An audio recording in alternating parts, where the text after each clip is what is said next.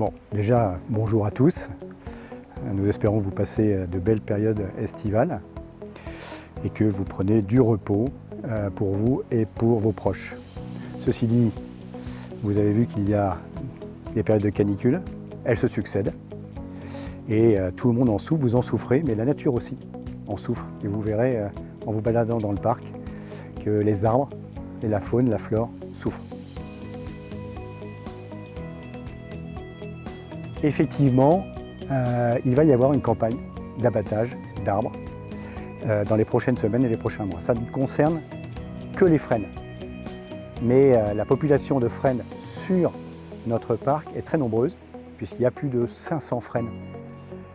Malheureusement, ces frênes, eux seuls, sont attaqués par un champignon qui nous est parvenu d'Asie à la fin du XXe siècle. Et ils attaquent les frênes à la fois au niveau de leur floraison et de leurs feuilles, mais aussi au niveau du pied de l'arbre. Et avec l'aide de l'ONF, l'Office national des forêts, nous allons devoir effectivement abattre un grand nombre de ces arbres. Plus de 400 arbres vont être abattus. C'est un drame. Il faut le reconnaître, c'est un drame. On s'est beaucoup posé de questions, bien évidemment, autour de ça, et on a beaucoup discuté avec l'ONF. Malheureusement, cette maladie est extrêmement rapide. On avait déjà lancé une campagne en 2024, on avait déjà abattu une quarantaine d'arbres. On pensait avoir circonscrit la problématique.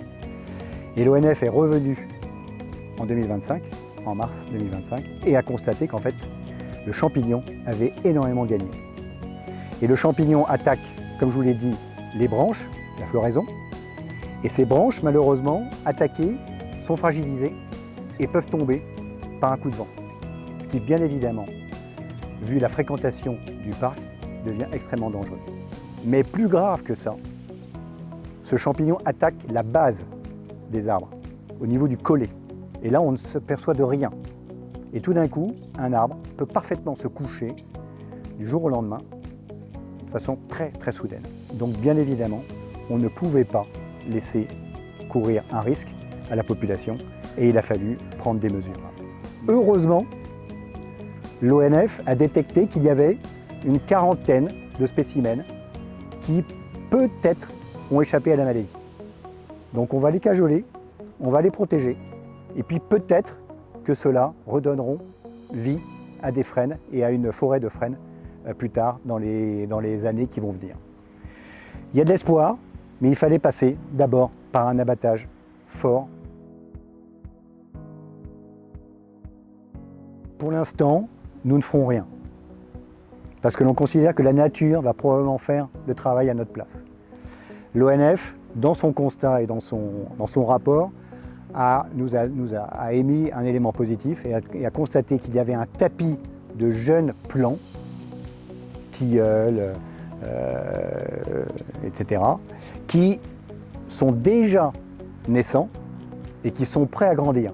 Pour l'instant, ils sont sous la canopée de ces frênes, mais dès que les frênes seront abattus, probablement qu'ils vont grandir et qu'ils vont décupler en vitesse de croissance. Donc, on va laisser faire la nature et peut-être que la nature va reprendre ses droits et nous allons avoir une forêt et des bois bien fournis dans les années qui vont venir. Voilà, c'est notre politique. Si jamais le constat est autre, dans ces cas-là, nous agirons et bien évidemment, nous replanterons avec des essences les plus multiples possibles, de façon à ce que cette nature dont nous profitons croisse et se multiplie.